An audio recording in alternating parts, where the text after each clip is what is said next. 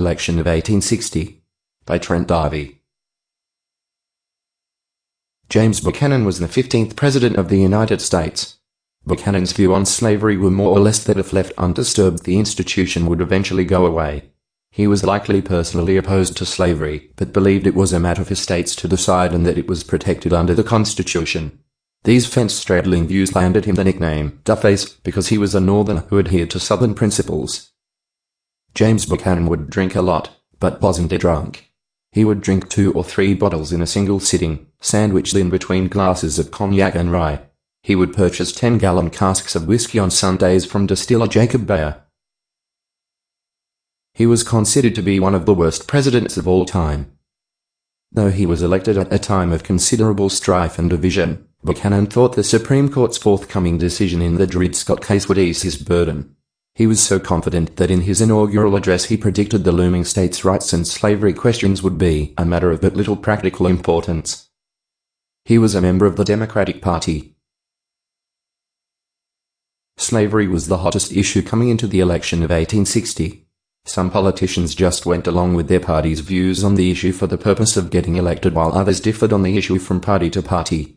During the election process, the issue of slavery caused the Democratic Party to split into 2 separate parties, one of the North and one of the South. Unlike modern elections, there was no radio or TV for the candidates to campaign, so they had to spread their thoughts through other ways such as papers and through making strong impacts at rallies and speeches. Around 1619 the first slaves were brought to America, and since then they became a huge part of American industry and society. In southern states slavery was prominent and a necessary part of making the economy function. There were slaves almost all over the whole country, but they were not used as much or treated as poorly as they were in the southern states. Slavery became one of the biggest issues in the 16th presidential election. Parties became split between the issue whether or not slavery should be legal in the United States. In the election of 1860, slavery caused the Democrat Party to split into 2 separate parties, one of the North and one of the South. The Northern Democratic Party was led by Stephen Douglas. The Southern Democratic Party was led by John Breckinridge. This split ultimately hurt the chances of a Democrat winning the election by pitting them against themselves. Presidential nominees: Republican Party, Abraham Lincoln. Northern Democratic Party, Stephen Douglas. Southern Democratic Party, John Breckinridge. Constitutional Union, John Bell. The Constitutional Union was created just for the election of 1860, and was made up of old racist white Whigs who wanted to avoid the secession of the issue of slavery. Lincoln won the election with a majority in both the electoral votes and popular votes by one of the largest margins in United States history.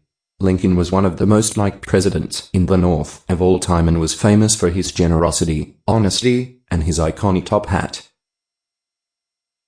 After one of the most momentous elections of that time, America and its people chose Lincoln to be their leader. Lincoln won with a 39% popular vote and 180 electoral college votes. The 4 separate parties due to the split of the Democratic Party played a major role in Lincoln's victory. Lincoln was inaugurated March 4, 1861. Although Lincoln was victorious, the South did not recognize him as their president. South Carolina was the first to react to Lincoln's election by seceding from the Union in December of 1860. The rest of the South would shortly follow along with South Carolina, as they all formed the Confederate States of America. The Confederate States became a whole separate country and even held its own election in which Jefferson Davis ran unopposed to become the first president of the Confederates, serving a 6-year term. The Confederate States of America are formed and the tensions between free and slave states expand. As the disputes between the free and slave states grew, so did the chances of a civil war. The Civil War officially began when the first shots were fired at Fort Sumter. There were no Confederate casualties at this battle besides one during an accidental explosion during a planned 100-gun salute. The Civil War raged on for years under the presidency of Abraham Lincoln. Throughout Lincoln's presidency he had to juggle the struggles of a nation at war with itself, while focusing on abolishing slavery from the states for good. Lincoln made many moves to rid the United States of the plague of slavery, and one of his first big ones would be the Emancipation Proclamation. The Emancipation Proclamation was signed in the 3rd year of our bloody Civil War, and freed all slaves that are in free states. This document was a big turning point for slaves in the South as it encouraged them to escape north to freedom.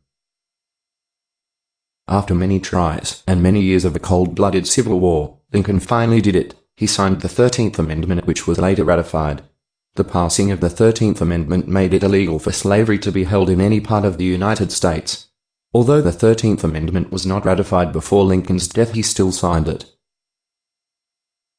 The nation as a whole was really struggling after the many years of destruction and deaths made in the South.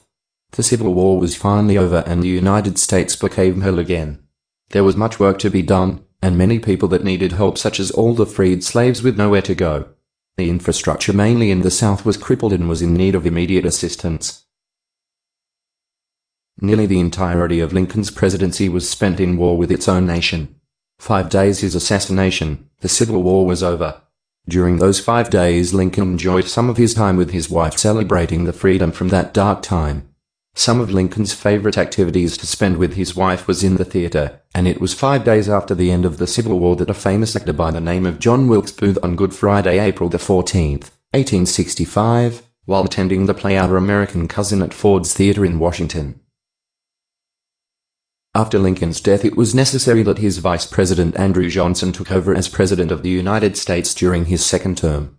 Johnson had some very large shoes to fill, and did his best to follow through with the work left behind by Lincoln, such as making sure that slavery was once and forever abolished from the United States of America. Thanks for listening. Sorry about the accent.